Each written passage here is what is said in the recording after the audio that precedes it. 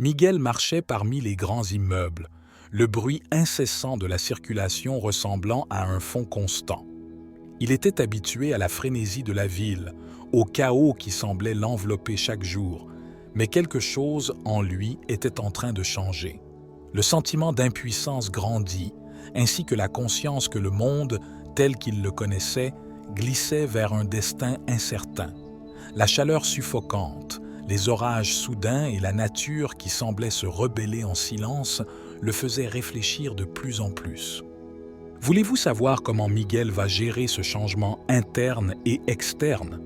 Continuez à écouter et vous en saurez plus.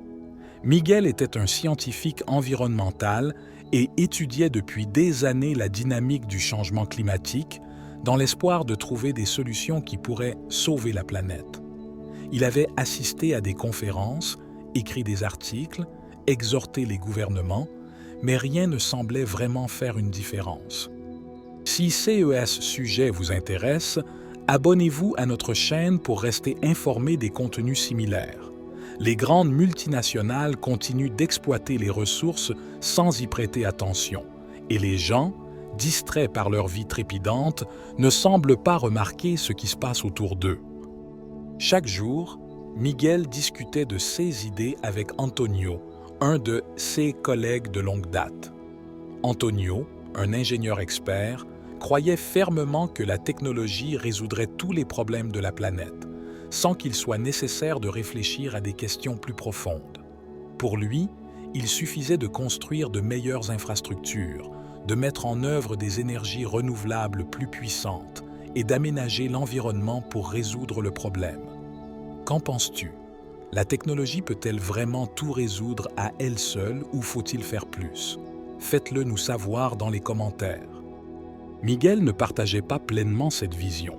Même s'il croyait en la science, il sentait qu'il manquait quelque chose de plus profond dans la manière dont le monde abordait la crise environnementale.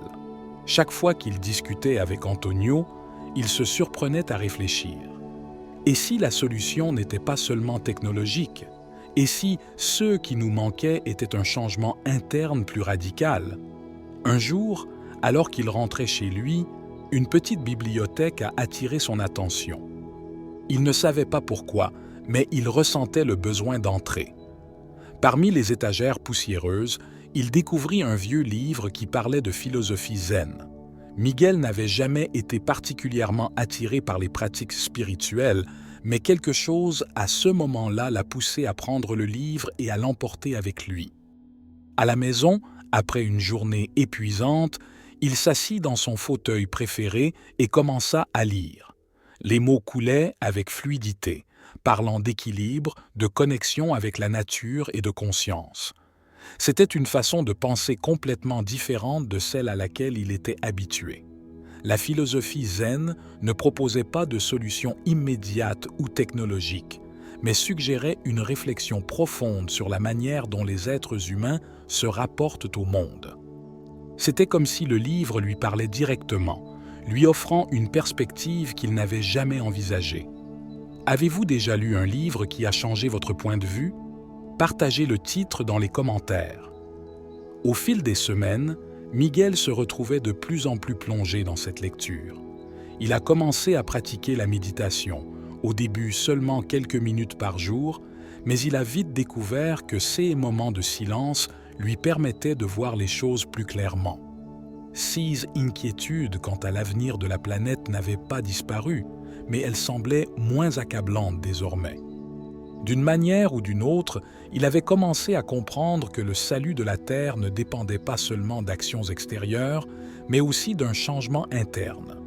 Vous souhaitez en savoir plus sur la méditation et comment elle peut vous aider dans votre vie quotidienne? Consultez nos ressources recommandées.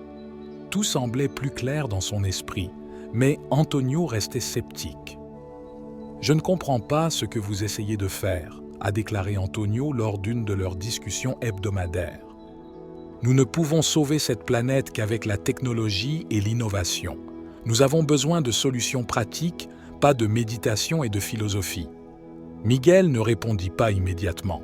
Il sentait le poids des mots d'Antonio, mais au fond de lui, il savait qu'il y avait plus.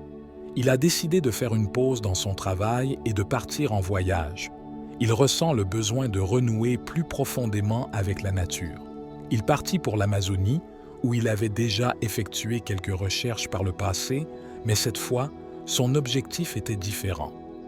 Il n'y est pas allé pour collecter des données ou surveiller les changements environnementaux, mais pour chercher une réponse en lui-même. Arriver dans la forêt a été une expérience bouleversante. Le silence n'était rompu que par le chant des oiseaux et le bruissement des feuilles agitées par le vent.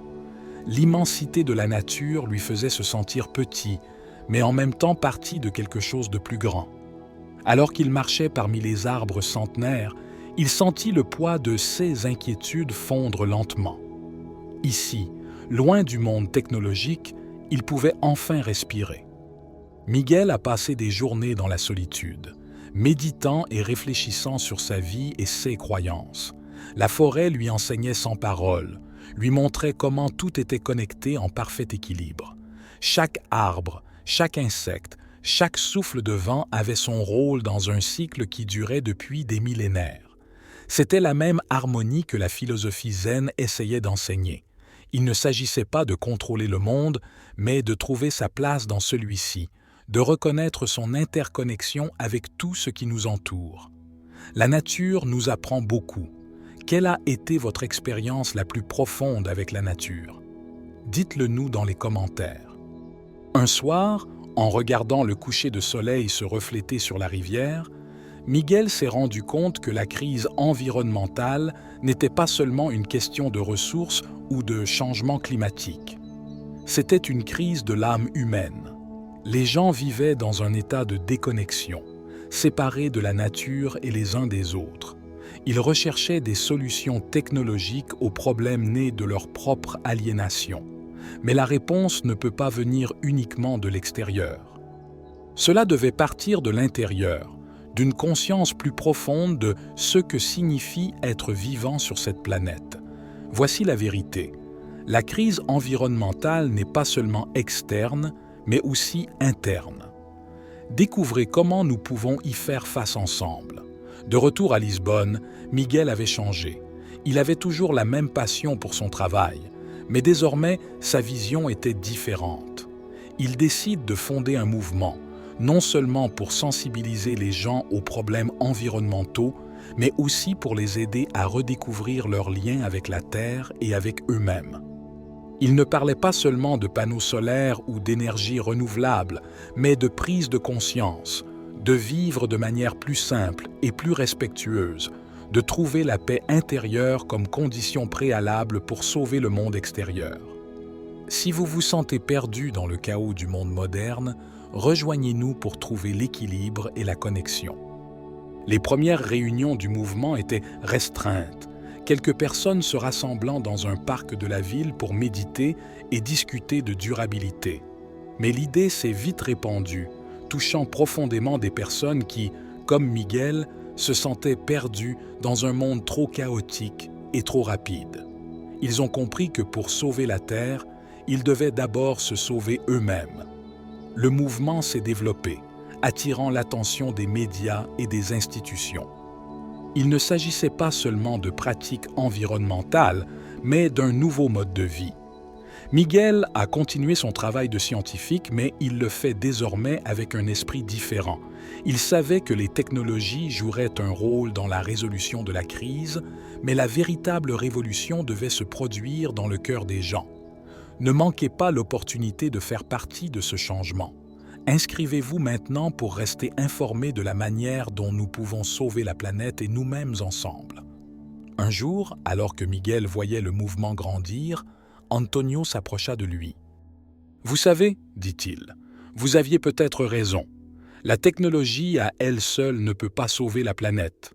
Peut-être que nous avons aussi besoin de cette connexion que vous enseignez. » Miguel sourit.